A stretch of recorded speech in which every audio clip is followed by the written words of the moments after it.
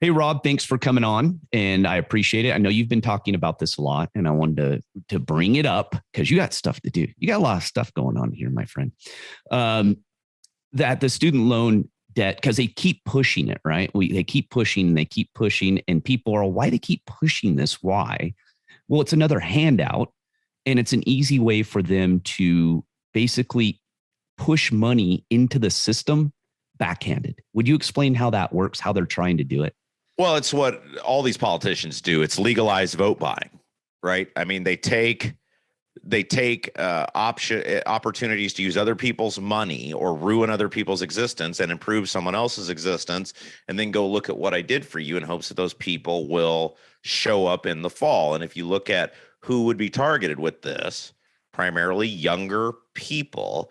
It's a way to try to get these people who otherwise don't care, recognize the direction of the country, recognize their existence as worse. I mean, think about this, right? Like, inflation is delayed. Inflation is delayed. All the things the Republicans, Trump, whatever did in 2020, it was the buildup to what happened in 2021. The government doesn't instantaneously happen. It's how they could shut down society and give everybody all that money. And people went, oh, these politicians, they're brilliant. Look at these people. So if you're going to take a group of people who are disaffectionate, they don't have a reason to show up to vote, they think the country's in a bad direction, and they go, oh, well, inflation's really bad, but hey, I just got $10,000 handed to me. Well, then they might show up to vote, not realizing you have no idea what that's going to cost you in 2 years. But hey, if you voted in the midterms, then what does it matter, right? Well, and it also increases the inflation. And that's the part that people aren't catching on, is they keep delaying this, keep delaying it. And we're getting closer and closer to that edge. So they're going to pump basically 1.8 trillion into the economy underhandedly. So people go, what's it matter if you pay off student debt? Well, the problem is now all these people who are paying student debt now have instant cash that they didn't have before because they're not paying their student loans anymore. Now they're going to go out and they're going to buy things. And we're seeing it right now. More of them will go out and try and buy a house. They'll start spending money on cars, and it's going to drive inflation even higher. Yeah. So he had proposed, he being Biden, I think $10,000 per student. That was the rumored number floated out there. So of the, whatever it is, 1.8 trillion that exists, about 400 billion would be canceled. So you're talking about creating $400 billion of essentially new printed money, right? Because the premise of the loan is it will be paid back over time with interest. So you and me as a taxpayer, Gary, we're fronting that money with the understanding it'll be paid back. So while I guess initially it was technically printed, it would be reestablished in terms of currency from the borrower. And thus, it would actually be a win for the taxpayers long term. Now, you can make a case whether the government should be in the student loan business at all, period.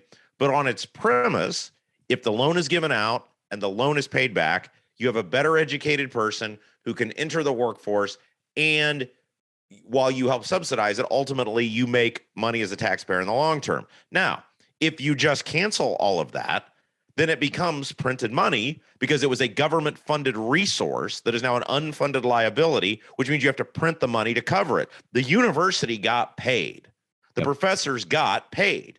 So what is that? It's like everything else with inflation. Printed money that's not backed up by anything, and it's $400 billion, if indeed it is 10,000 per borrower. Well, we saw what happened when it was 1.2 trillion, 1.9 trillion. So if you take a third of that or a fourth of that and put that on top of an already overcooked economy, look at how bad inflation already is, you're going to do it all over again. Well, and you bring up a good point, this basic math thing, which I like to teach a lot. So instead of 1.8 trillion, what you actually have is 2.2 trillion in liability. It adds, so with that money's already been paid. That 1.8's already been paid. Now you add 400 billion on top of it. So now anyone who thinks they're going to stop right here, there'll be a round 2, there'll be a round 3, because they're going to try and get that 1.8 trillion paid off because they won all those votes. And that's where it's a huge problem. And I just don't think anyone's paying attention. And not only that, but they're paying off the debt of people who have the best ability to pay their student loans. This isn't for people like me and you who scrapped through school, had a little bit, I had a little bit of student loan debt. I took at the very end as a buffer, but I paid it off in that year. It was like $4,500. That was it. And I had part of it still in the bank. So I paid it all off. That's not for people like us who work their way through school, who bust their ass, who go to a school they can afford too. This is for the upper middle class people who racked up $300,000 for a liberal arts degree, and now they can't pay it because A, they can't get a job that will pay it, and B, they're too lazy to get the job that would pay it. So, yeah. Well, I was going to say, so yeah, that's a perfect thing. So like my girlfriend has been a beneficiary of the pause. So think about how much money has been lost as a U.S. taxpayer in the pause the past 2.5 years.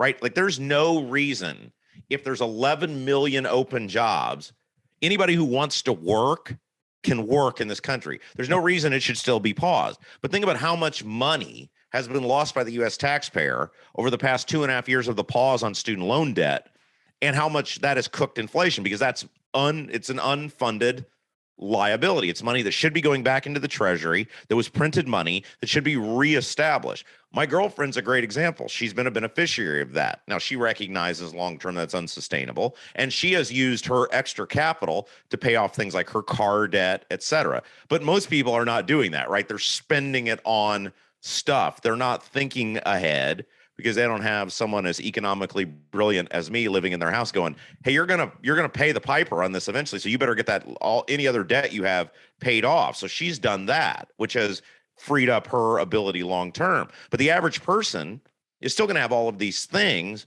and once it gets reestablished, even if you knock off $10,000 of student loan debt, what it creates in inflation is going to be dwarfed. And then once the payments start again, you're still going to have to pay money. So this doesn't do anything to solve the issue, Gary, which is the price of a secondary education. The price of the secondary education is the issue. Well, and that's why it's so high, is because the government took over when my student loans were through a bank. They weren't through the bank of the federal government. And I knew I was responsible, and those were on my credit, that I was going to have to pay those back. I knew, right. And I think my interest rate was like 7.5%. And that was a deal. That was a good interest rate back then, but I knew I had to pay it back, and I knew I had to get a job, because what it did, it motivated me right away. As soon as I graduated, I needed to get to work because I needed to start paying on that. Cause I think you got 6 months roughly before the payments kicked in. So I wasn't making a whole lot of money. I mean, I was living paycheck to paycheck. I was poor as all poor can be, but I had it budgeted in to pay my student loans back. That was part of the deal. By deferring it to what it did and transferring over the loans to the federal government, well, it created inflation within the college market, because they all raised tuition because now they knew the money was guaranteed. They could get as much money as they wanted because good old government's going to pay the bill. They're the bank.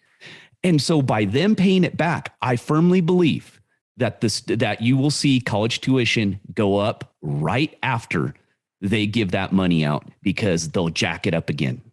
So I graduated 13 and a half years ago. I graduated college, and my entire college education, because I paid cash as I went, was $20,000.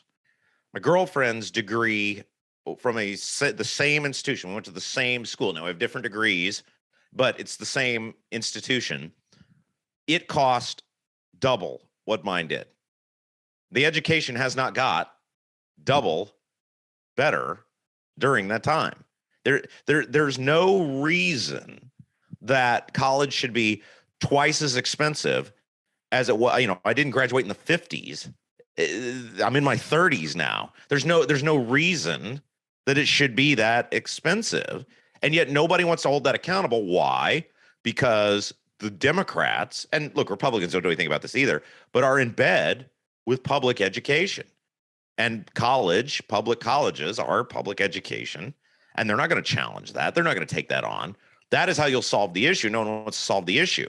And people have made a great point. I have actually seen, it's interesting, Gary, I've seen multiple articles in mainstream, somewhat liberal or to very liberal publications over the past several weeks by liberal people urging Biden not to cancel the student loan debt, because they recognize what it'll do to inflation, and they recognize the issue, the cost of college is the issue, not the student loan debt.